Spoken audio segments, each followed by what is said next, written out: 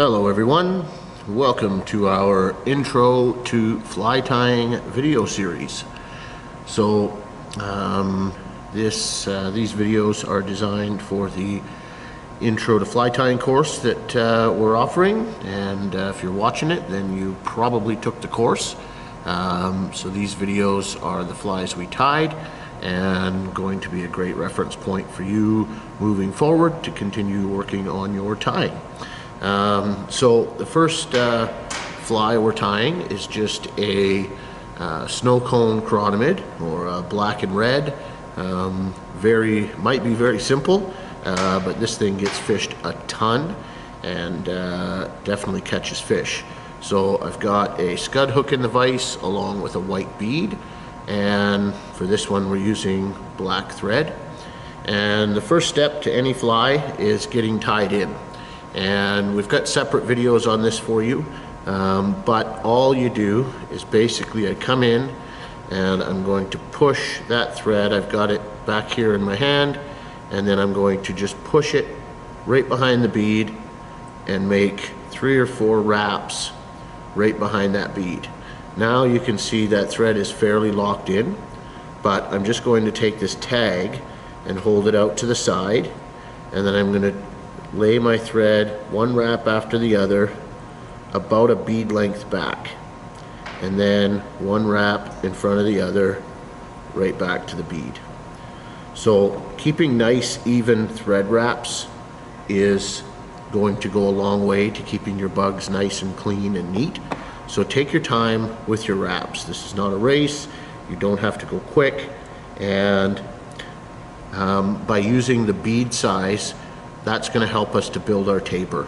So I teach what's called the 1 bead, 2 bead, 3 bead method, and it seems to resonate with a lot of people.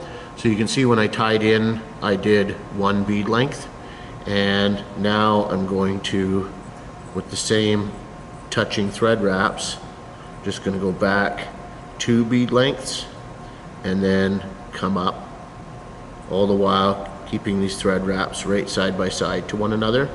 And you can see that's building a smooth body there.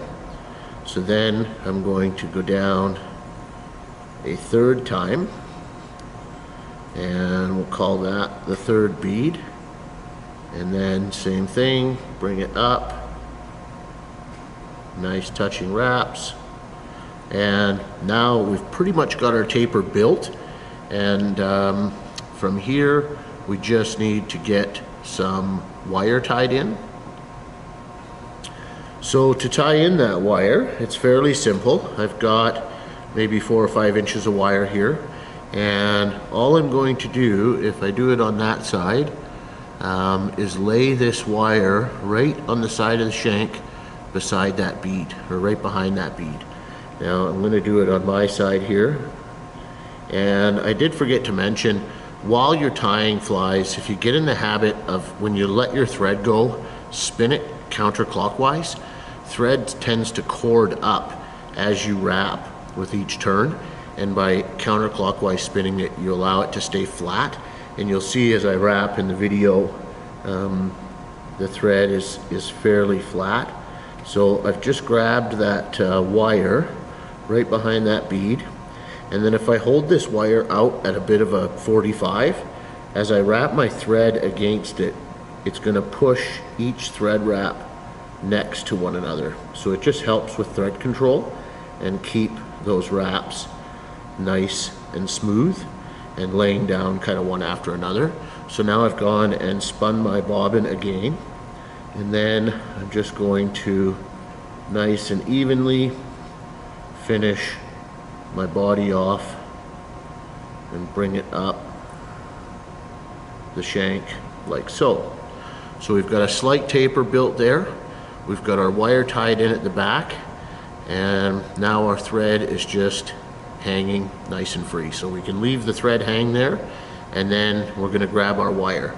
Now with thread body bugs, I tend to just wind the same way that I do my thread. If you want to get in a good habit, you can counter wrap the wire, and by counter wrapping I just mean go opposite direction you did with your thread.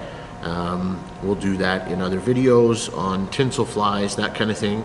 But for this one, I'll just wrap it away from me, same as I have been the thread. And all I want to do here is evenly space these thread wraps